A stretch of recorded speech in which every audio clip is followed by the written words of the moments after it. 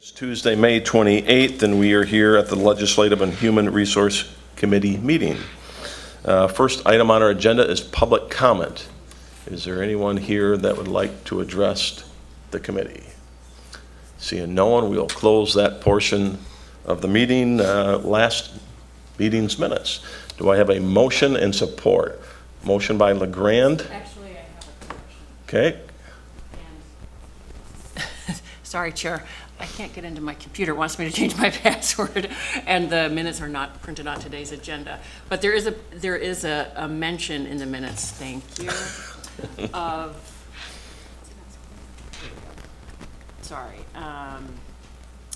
for the Domestic Violence Action Network positions that we're appropriating $450,000 from the Coronavirus Relief Fund instead of from ARPA funding. It just should say ARPA. It should say ARPA. That's the only correction. Right. All right. So are there any other changes or corrections to last meeting's minutes? Thank you. All right, so do we have a motion and support with those changes? Okay, we have a motion by LeGrand, support by Teal. All right, all those in favor say aye. Aye. All those opposed, last meeting's minutes have been approved. All right, next item on our agenda. This will go to the full board on 6/13, brought to us by the Health Department, amendment to the comprehensive agreement with the Michigan Department of Health and Human Services for essential local public health services funding. Do I have a motion and support, please? Motion by Pakla, support by Teal. Board members, any comments, questions, or concerns? Commissioner Hennessy. Thank you. I was a little confused on how the money will be allocated. We're appropriating 1.8 something, $1 million from the Michigan Department of Health to the 24 Health Fund budget, but yet we have a match, and I'm curious then, how much match do we have? Is that on top of that? And then there's personnel, and I noticed that there's certain equipment as well, and the money parts of it was just what I would like to have explained. All right. Good morning. I don't believe, and I'm not sure where it says there's a match, because there isn't a match on any of the funds that we get from the comprehensive agreement. So I'm not sure about that question. Okay. However, in appropriating all the money, it is coming into our 2024 budget. And so, but all of the positions, obviously by the time we hire them, we're not going to be spending all that money. So that's the reason we have the additional purchases of equipment costs. Those are like one-time funds, because the positions will cost us a full amount every year after this, but in the rest of 24, it's only a short period of time. So the rest of it can be used to purchase equipment and those types of things that are listed in there. And I think what you may be referring to, Commissioner Hennessy, is the Public Health Code requires the state and the county to share the cost of the mandated essential services. And with this additional funding, they're going to get very close to that. For many, many years, they have been well short of their share of the match. So the county's been doing our part and then some. This is the state finally getting very close to meeting that. I should mention one other thing, in that this legislation was passed in 1978, just prior to the Headley Amendment to the Michigan Constitution, which would have not allowed the state to pass on the cost of mandated services to the locals. And so that's why the 50-50 share is still there for this service, because it predated the adoption of Headley by our voters. But Adam's explanation, for this money, there is not a match. The money you're voting on today. Okay. Okay. I was confused because the resolution says after the increase in funding, approximately 47% of the mandated program costs are funded by MDHHS. I'm just really confused between what's county and what's state. That's the total. In other words, the state is still underfunding their mandate Correct. by 3%. Correct. Of the program that requires a 50-50 match because it predated the Headley Amendment. So Okay. even with this additional funding, with this 100% funding of this specific item, they're still short of what they're supposed to be paying us. Okay, so that we are not adding to the general fund budget when it Exactly. says. We're no, not that adding is general correct. fund match or anything like that. Correct. Okay, Yeah. and so this, okay, thank you. Explains it. All right, thank you. Commissioner Pakla. Thank you, Mr. Chair. Thank you both for being here. Wondering if you could talk a little bit about the process to identify these particular positions as important, and in doing so, maybe what other positions or what other services might be useful to increase the funding if MDHHS were to come back and say, we're finally getting to what we're supposed to. Yeah, so the position, or the process this year was really internal, looking at our minimum program requirements, and those areas where we were seeing the greatest stress for citizen services. For example, many of the positions there are in environmental health. And for those of you who were here, I'm not sure that they're, Commissioner Hennessy, 8 years ago is the last time we had a fee increase for those environmental health services. And at the time, we did it because the industry was asking for it, because it was taking too long to get well septic permits, restaurants open, things like that. And so we looked at our fee schedule and we created revenue there in order to meet what they were asking for, their expectations. We're now seeing some of those things because it's been 8 years. The county continues to grow, thankfully. We're seeing some of those expectations start to get stressed a little bit. And so this was a great opportunity to both offset our general fund contributions and also expand in those areas where we can currently see there are stress points in service delivery, and we can reasonably anticipate that there's going to be further stresses in the near future. All right, any other commissioner comments, questions, or concerns? All right, thank you so much, commissioners. And Adam, thank you so much. All right, all those in favor, please say yes. Yes. All those opposed? That has been approved, and we'll go to full board on the 13th. Next item on our agenda is brought to us from the board office, appointment to Materials Management Planning Committee. Do I have a motion by Teal, support by Pakla? Comments, questions, or concerns?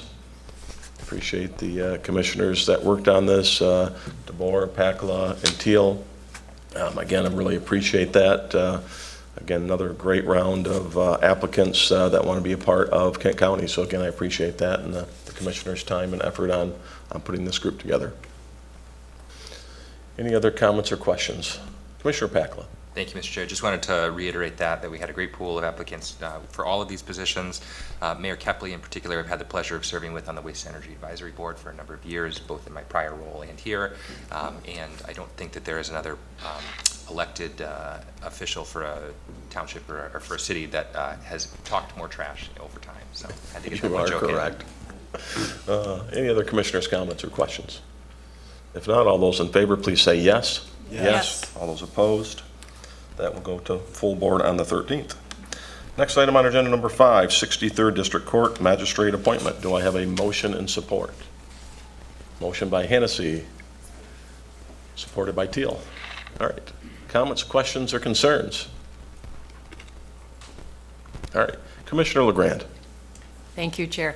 I just have a question about just reading the request, trying to understand, do all of our court administrators, are you all also magistrates? Is that how it works? So thank you very much, Madam Commissioner, for the question. I'm Alex Grimes, the current magistrate, full-time magistrate at 63rd District Court.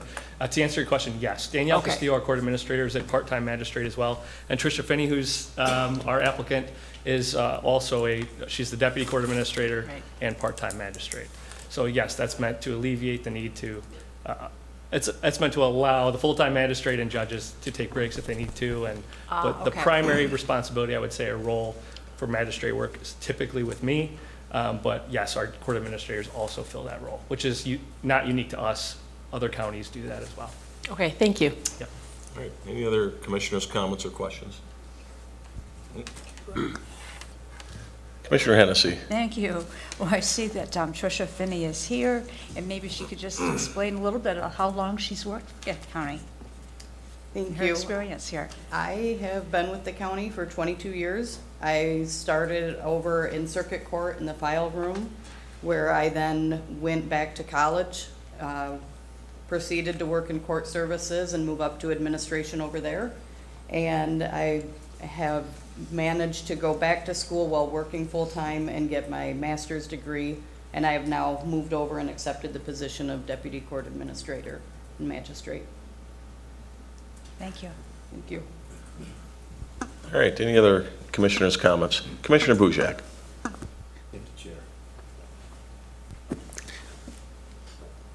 Magistrate versus judge, I probably should know the difference between magistrates and judges. What does a magistrate do?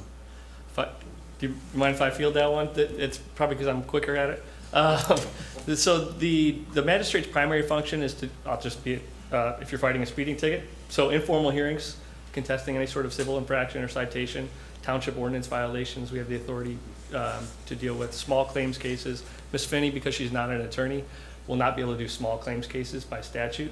Other than that, approved warrants, search warrants, arrest warrants, and complaints, and also do arraignments for all felony and misdemeanor cases that come through 63rd District Court. The level one effort at the court before it gets to a judge. Yes, yes. And every, Kind of screening, if you want to call it. yes, and every decision that's made by the magistrate is reviewable by the district court judge. I learned something. There you go. All right, any other commissioners' comments, questions? Tricia, I'd just like to thank you for going back to school. It's not an easy task when you're working full-time, and you're working full-time, you're going to school full-time, and to further your degree and your education. And again, here we are growing our own, I'm assuming with our tuition reimbursement program that the county has as well. Again, I think we just do a great job of promoting folks within our organization. Again, I just, thank you for continuing that path and for doing what you do. Thank you. All right, commissioners, any other comments? If not, all those in favor, please say yes. Yes. All those opposed? That will move to the 13th of June meeting as well. Thank you, Commissioner. Yep, thank you. All right, next item on our agenda, Kent County Brownfield Redevelopment Authority, adoption of Kent County Brownfield Redevelopment Authority bylaws. Do I have a motion by LeGrand and support by Pakla? Commissioners, comments, questions, or concerns? Commissioner Hennessy. Thank you. You knew I would ask a question. I didn't see that we have any requirements, or balancing positions or what have you on the appointment of the directors. Is there, there wasn't one spot designated for a commissioner and one spot designated for a developer, that type of thing? Is there such a requirement in this? I don't believe so. We do have a commissioner. Oh, Josh, very good. So there was an intent of that to be to guide who the chair appoints and the commission appoints for the board. We decided that that would go in the board rules as opposed to the bylaws, if that makes sense. So ultimately, the commission will have the authority on approving the positions, so that will be just a process. So we talked through, it, and it was just thought it was better there to make this a little more fluid and that, because, yeah, so that's what ultimately was decided upon. So you'll see that in the board policies, if that makes, yeah, you can. What Josh is referring to is the Board of Commissioners standing rules. If you look in the appendix of the standing rules, there's several boards and commissions that have descriptions in there, and so this will, next time we do the standing rules, or if we do it in between, the Brownfield Authority will be added to the appendix, and then that definition will be in there. Thank you. That makes perfect sense, and that you can have a little bit of flexibility every 2 years to review it. Thank you. All right, commissioners, any other comments, questions? Commissioner Diaz. Thank you, Chair. Just a quick question. Do we have an idea on when the Brownfield Authority will be up and running and when it'll be able to get its It is up and running. Okay. It's had 3 meetings, Josh? Yes. Yeah. Okay. And then, so that after bylaws, it's rules, and then it's good. Yeah, really, now the hard work is finalizing what the parameters will be. So what are we going to incentivize and what are we, and what are we not going to incentivize? So those are the things that the board is working through right now. There's some key just decisions. The state actually hasn't finalized its rules on some of these points, so it's kind of like, and there are some that are already approving brownfield plans, which would make me nervous as them, but so that we're kind of waiting from the state on some guidance, but also we, as a community, have to kind of think about what we want to incentivize, given there's a lot of flexibility in the legislation. So those are conversations that the board is having. This committee and then the commission will also see that as it approves that as well. So, yeah. Thank you. All right, any other commissioners' comments or questions? I think Commissioner Hennessy was kind of on this right away when this legislation passed. She was asking about this, and I had the privilege of serving on that organizational committee, learned an absolute ton of information on that. We're really glad I was able to learn more about this. Another tool in the toolbox when it comes to creating housing in our area within throughout Kent County. Many of our municipalities already have a brownfield that they may decide to go with. However, in a lot of cases, we feel that they'll probably turn this over to the county and let us do some of the legwork and hard work on it as well. So again, another tool in the toolbox, and again, I think this can be make a dent, a small little dent into the housing that we need throughout the area. So, all right. If there's no further questions, all those in favor, please say yes. Yes. Yes. All those opposed? That will go towards the 13th of June meeting as well. All right, number 7, Commissioner Miscellaneous. Any Commissioner Miscellaneous? All right, Commissioner Diaz. Just again, very quickly, there's a lot of concern in District 20 at the moment, specifically with the construction that's going on Cesar Chavez, intersection of Cesar Chavez, really, and Clyde Park. I have reached out to the First Ward commissioners, Grand Rapids First Ward commissioners, and the mayor. There was a meeting last week with the business owners along that path, along that intersection. Minority business owners, small business owners have really taken a hit with the months of construction that have been going on there. I have to get updated yet from the mayor and the First Ward commissioners to see if there's some type of resolution or some type of something that we can do to really help out the small business owners that have taken a hit on their finances the last couple of months. So once I hear back from them, I'll come back to you and see and let you all know how those discussions went. Thank you, Commissioner Diaz. Any other comments or questions? If not, meeting's adjourned.